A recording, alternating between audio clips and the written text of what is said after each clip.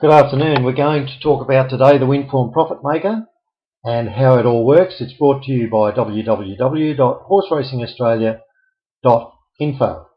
So, the Winform Profitmaker, we're getting close to 50% winners, and this is just to give you an idea of how it all works. So, we're using a couple of selection plans, and basically this is what happened on Wednesday. We're actually able to go in here and using the GTX system developer, we can press a button and come up with selections, which in this case were the Murray Bridge Race 1, number 3 Saintly Mover, Doomben Race 2, number 2 Drop Shot, and Sandown at Race 5, number 1 Hazard. As you can see, Hazard was a winner. The other two both ran placings. We also used selections from another method that isn't revealed here, and by bringing in some out of the square selections, we were able to get some interesting prices. Okay, so we take that away. We can see here, we're looking at Sandown Race 5, and we can see why we might have selected Hazard. First of all, it is the top rated horse. But the most interesting thing about this is that you can see the horse has now had, before this race, 3 runs from a spell. Before he won his first, he opened up over 1200, taken to 1400, then 1300, another run over 1400, and as you can see, today's run is over 1600. So, as with Trevor Larson's Invest to Win, it does indicate when you're looking at the horses and distances, a gentle progression in the distances is the ideal way to prepare a horse, and also, as you can see, he's staying pretty much around the same class all the time in last class.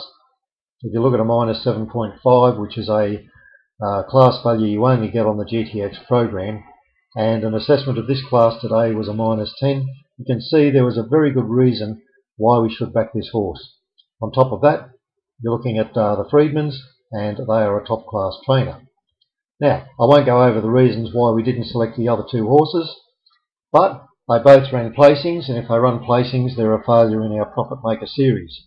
It's not that those horses couldn't win, it's just that we thought the value was there of this horse, even though the price we got was only $2.30 at the best. Okay, we've kept a spreadsheet from the 24th of October last year, just to give you an idea how genuine this is. And you can see here the progress of the winners on the screen. So we started off with a winner and 4 losers. Then a couple of winners, some more losers, a couple of winners, some more losers. Okay, so you're going to be ins and outs. You're going to get runs of losers. There you are, 3 losers in a row. There you had 3 winners in a row. You do get some good winners, like that one at $6.80. Further down here, Cafe Lady at $6.50. Now, the point of it is that, as I said, the selection methods are somewhat mixed, but the 3 of us, we go through a series of discussions each morning, and of course we've had a look at the form before that. We have our discussions on the morning, and we make a decision about what we might do to make sure that we keep a reasonably high strike rate and we're getting some sort of value. So in this instance, even though we knew that these horses would be favourite, we were very, very confident they were going to win. So there you can see on that day, on the 8th, there were 1, 2, 3 runners. We got 2 winners at short prices. On the 9th there was 1 bet for 1 winner. The next bet wasn't until the 15th of December and so on. And we don't put bets in just for the sake of having it. So you can see the general progression of the bets there, and we had a little bit of a gap in there, then a $3 winner, a gap, a winner, and now you can see that we finished up there with about 4 or 5 winners in the last few. Now, there have been 98 selections altogether between the 24th of October and now. That's 98 selections. We've had something like 47 winners, a return of $145 for a $1 unit. We're 47 units up.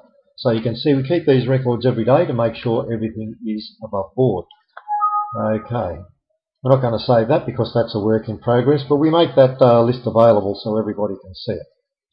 It's simply a method of how we work it out to make sure that we are getting value for our selections and we're not just taking chances. So if we look at this particular horse here at Saintly Moment, which happened to have finished second, and you can see there where it ran a 41.5 there, but its subsequent 3 runs are 22, a 14 and a 23.7.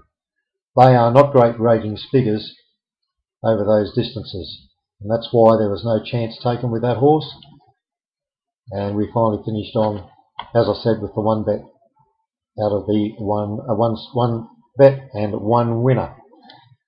Okay, for more information you can go, as I said, to www.horseracingaustralia.info.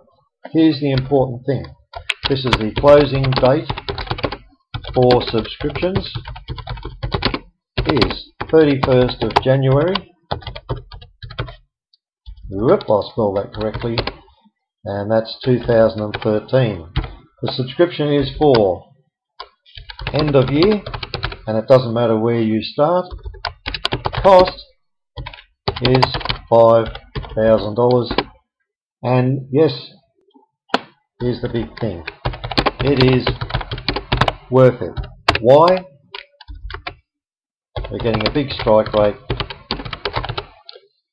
and working hard.